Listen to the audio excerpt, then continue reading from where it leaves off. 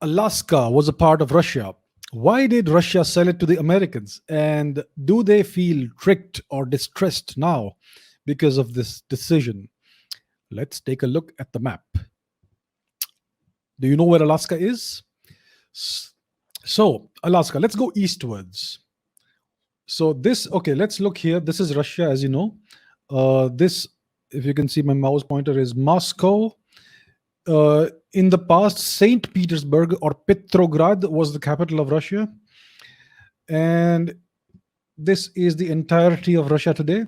And if you go eastwards, then you have the Bering Sea, the Aleutian Strait, etc.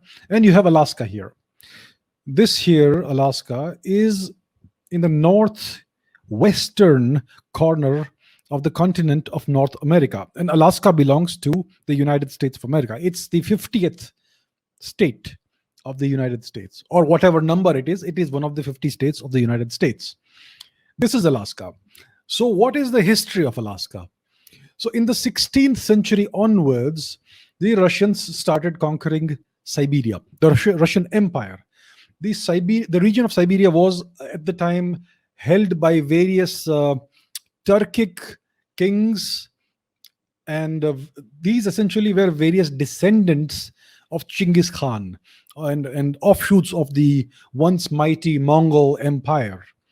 So the Russian Empire started conquering Siberia. Siberia is all this entire region in northern Asia.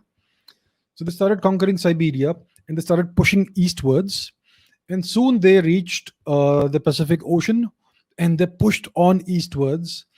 And it was a guy called Bering who crossed the Bering Strait, right? This here region, Bering Strait. It's called the Bering Strait. And he, with a bunch of explorers, made his way into Alaska. So Alaska became a Russian territory. And in the 18th century, early 18th century, the Russians made their way all the way down south to California. And they even had a couple of bases, trading bases and ports, etc., in California itself. So that was the Russian presence in Alaska historically and in North America.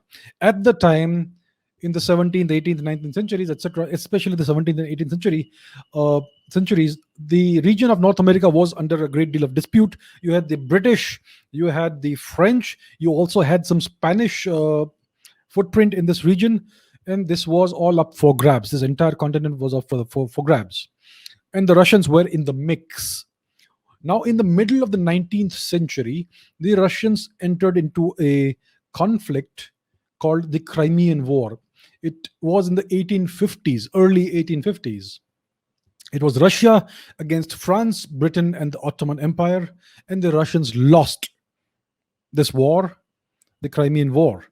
And basically, after that, their position became quite untenable in North America, and the British had a strong presence in North America, and the British were at war with the Russians.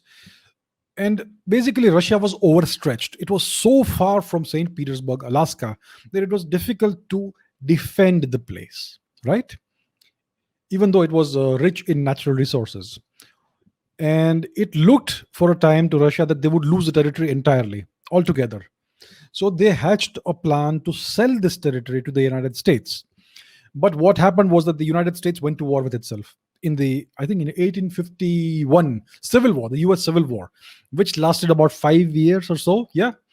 And after the Civil War ended, the Russians again made the proposal, and the Americans decided to buy this territory for a nominal price, right? So it was bought for about, I think, $7 million or something like that. In today's money, it's about $133 million of 2020 dollars. So it was a very nominal price. It was just to get rid of the territory. And so this was I think in the 1850s or 1860s that this sale was done. And at the time, even many of the Americans were against the sale because they thought it's a frozen place. There's no real value in there. And how wrong were they?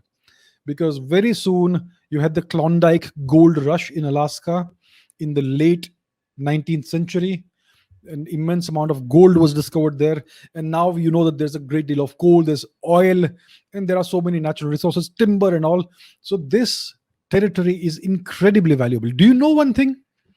If you live in the state of Alaska in the United States, if you're a citizen of the US and you live in the state, Alaska, you don't have to pay income tax. It is so rich, the state, that you don't have to pay income tax if you live there, if you're a resident. And you don't even have sales tax there. That's how incredibly rich, resource rich this state is. So this is the reason why the Russians sold it to the Americans, because they were overstretched and they were on the verge of losing the territory to the British.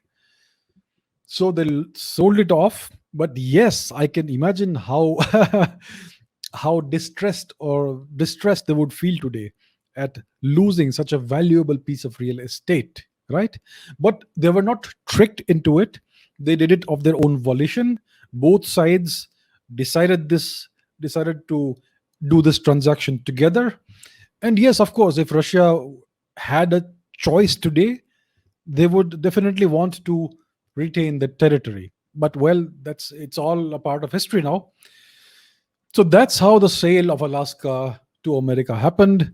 It's definitely an incredibly valuable piece of territory. It's a very strategic piece of territory. The Americans use it to keep an eye on the Russians there. There are many military bases as well.